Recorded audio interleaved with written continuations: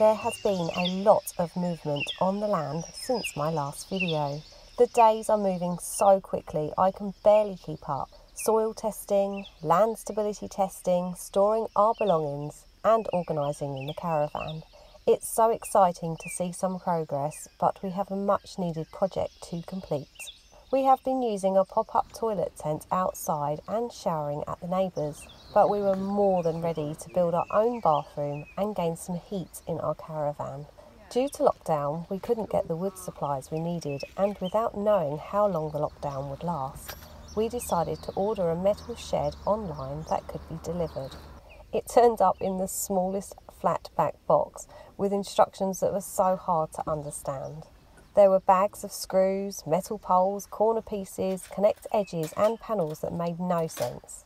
We had to borrow tools from the neighbours and re-drill holes through the metal as it just wouldn't line up. We laid it out on the floor, lined it up as best as we could and worked through it section by section. It was a pretty bad design and took a few days of patience as there were multiple errors, tools breaking and changes to be made.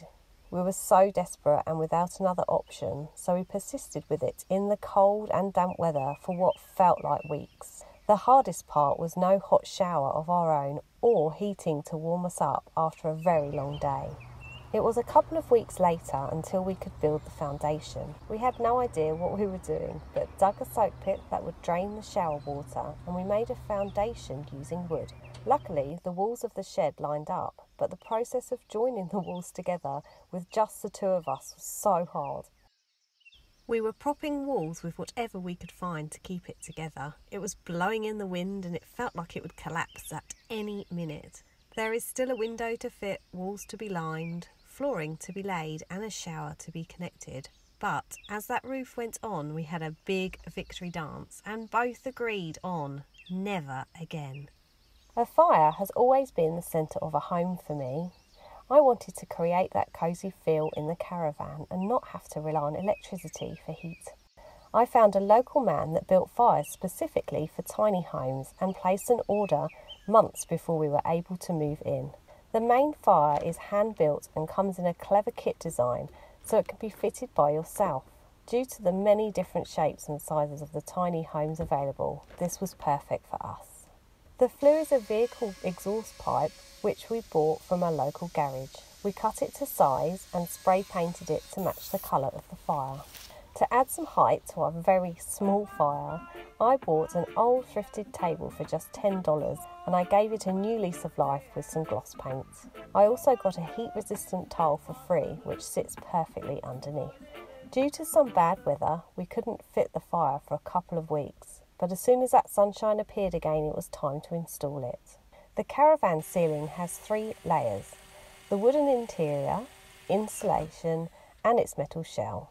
We firstly put the fire in place, lined up the flue inside and created the hole with multiple drill holes and a saw. Once that layer was completed, we drilled a hole in the centre from the inside out and cut the hole through the roof using a metal blade saw. We then passed the pipe down through the roof and to our great relief it lined up with the top of the fire.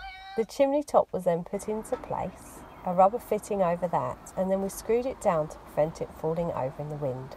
For an added layer of protection we used a sealant around the base. I stocked up on wood and decided to create floral garlands for our cosy new home. It had been busy and a cold period of time and I was feeling a bit tired and drained. When I feel like this, I love to sit, drink a cup of coffee and be creative. Creativity has always helped my mental health and installs a mindful practice. It brings me a sense of calm, clarity and stability. My head is often in the clouds and it helps my mind and body to come back home.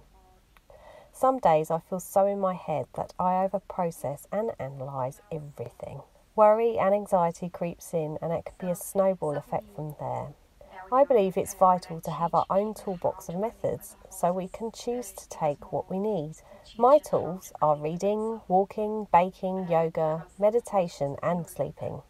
When baking or being creative, I often do so with an inspiring podcast in the background. It's not to cover up my thoughts, but by simply listening to other stories and views, it creates a new thought and stops me overthinking. I opened my door to find a delivery of freshly baked scones and homemade jam from our neighbour. As the fire flickered and heated our home, we finally felt warm. We tucked into our scones and both smiled at the simplest of pleasures. After all, we had heat, warmth, food and a bathroom in sight.